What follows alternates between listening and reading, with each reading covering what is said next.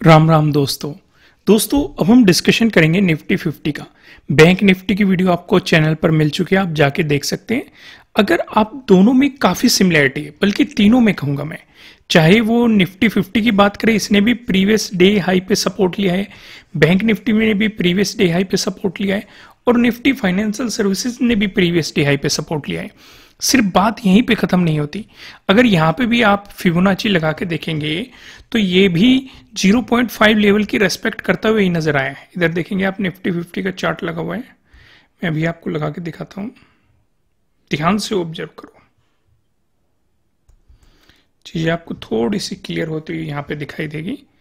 ध्यान से अगर आप नोटिस करेंगे,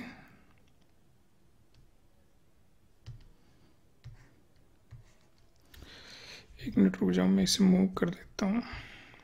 ओके, ध्यान से नोटिस करो, ये 0.5 का ब्रेकडाउन देने की कोशिश की है, चाहे बैंक निफ्टी की बात करो चाहे निफ्टी 50 की बात करो, लेकिन दे नहीं पाए हैं। क्लोजिंग इसके ऊपर ही हमें देखने को मिली है। लेकिन हमारे सामने एक समस्या और खड़ी हुई है। काफी लोग यहीं पे कंफ्यूज है कि क्या मार्केट में कल बड़ा मूव आएगा या पॉजिटिव साइड जाएगा या फिर से कुछ गिरावट देखने को मिलेगी। क्योंकि अगर आप नोटिस करेंगे, अभी हमारा ये एक गैप और बाकी है जो फिल होना बाकी है, क्योंकि यहीं पे आपका क्या है, 0.618 का लेवल भी है। अगर मार्केट ने इसका ब्रेकआउट दे दिया तो पॉसिबिलिटी बढ़ जाएगी कि मार्केट इस गैप को फिल कर सकता है, और यहीं पे 22,500 का इंपॉर्टेंट लेवल भी है, क्योंकि जब ये गिरावट चल के आई थी मार्केट ने वहीं पे सपोर्ट लिया था, ये काफी इंपॉर्टेंट लेवल था, और फिर उससे अगले दिन हमें एक गैप डाउन ओपनिंग देखने को मिली थी। अगर आप इसे पीछे एक्सटेंड करेंगे तो आपको थोड़ी सी सच्चाई नजर आएगी कि ये लेवल कितना ज्यादा इंपॉर्टेंट था। और भी पीछे इंपॉर्टेंट मिल जाएगा, लेकिन मार्च के ही शुरुआत में आप देखेंगे मार्केट ने यहाँ पे तब भी इसका ब्रेकआउट देने की कोशिश की थी, लेकिन ब्रेकआउट नहीं दे पाया था।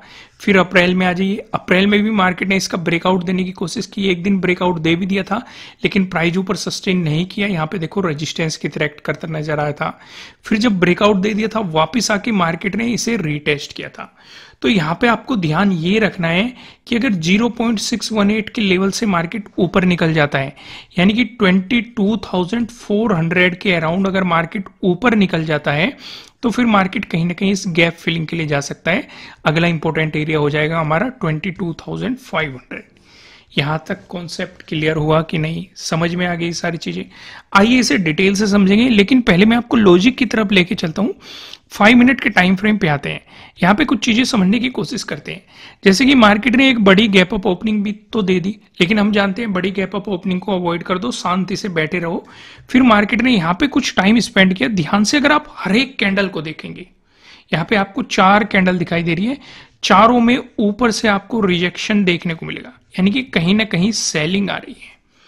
और हम ये जानते हैं कि अगर मार्केट ने इससे नीचे मोमेंटम दिखाया तो कहीं ना कहीं मार्केट एक गैप फिलिंग के प्रोसेस में जा सकता है।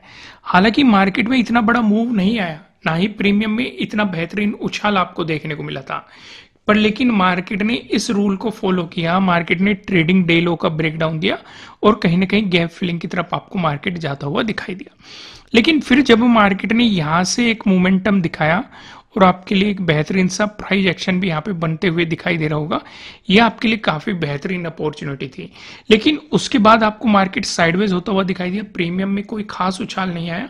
फिर से मार्केट ने जब इस रेंज को ब्रेक किया, यहाँ पे आपको एक अपॉर्चुनिटी बनी।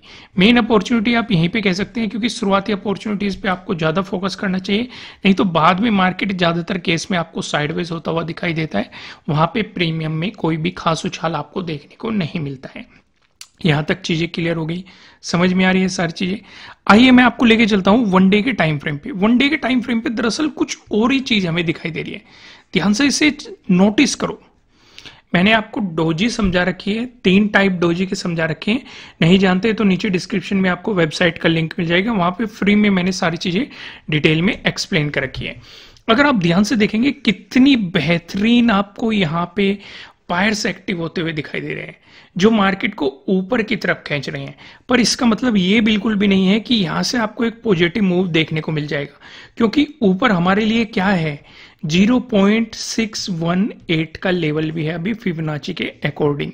तो हमें उस पे नजर रखनी है कि अगर मार्केट 22,400 से ऊपर निकला तब मार्केट इस गैप फिलिंग के लिए जाने की पॉसिबिलिटी मार्केट में ज्यादा बढ़ जाएगी। और यहीं पे हमारा एक इंपॉर्टेंट रेजिस्टेंस जोन भी है जो कि हमें यहाँ पे भी साफ दिखाई दे रहा है, प्राइस एक्शन के अकॉर्डिंग भी साफ दिखाई दे रहा है, और अभी हम 2 आवर के टाइम फ्रेम पे भी उसे डिटेल में समझ के आए थे।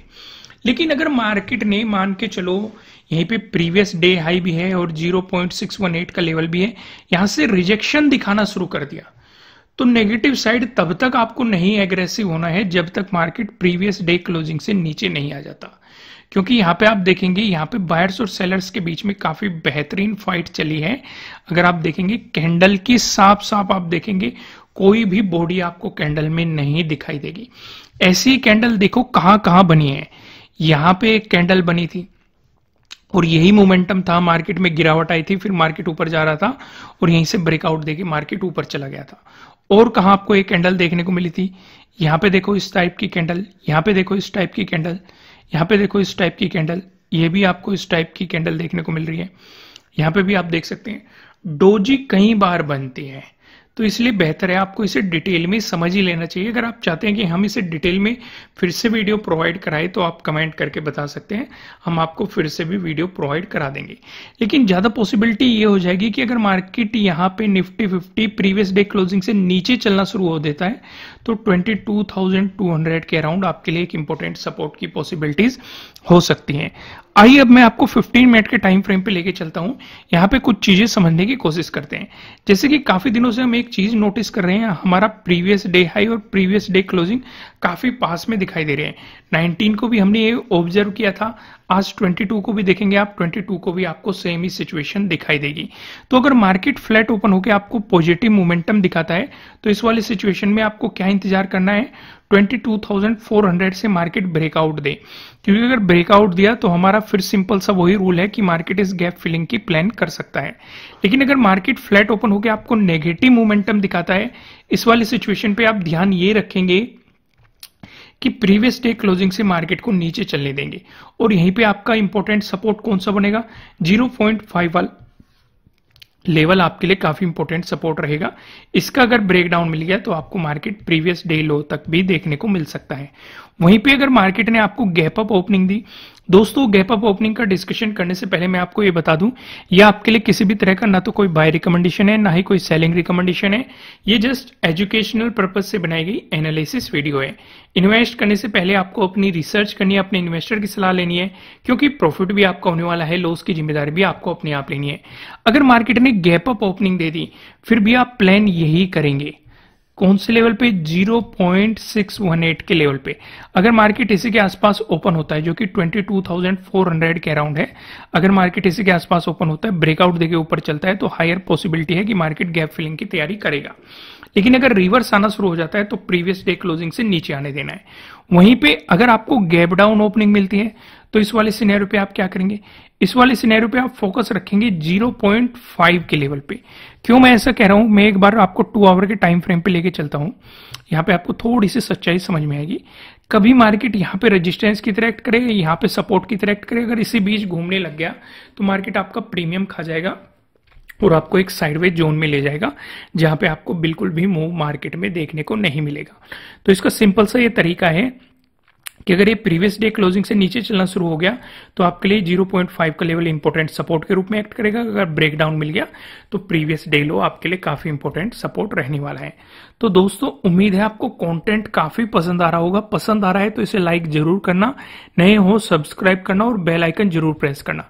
फिबोनाची की डिटेल में मैंने आपको वीडियो प्रोवाइड करा रखी है, आपको चैनल पे मिल जाएगी, क्योंकि काफी लोगों के ये भी कमेंट आ रहे हैं कि फिबोनाची से रिलेटेड वीडियो प्रोवाइड करो। मैंने डिटेल में अभी रिसेंटली प्रोवाइड की है, आप उसे जाके देख सकते हैं, वहां पे डिटेल में समझाया गया है।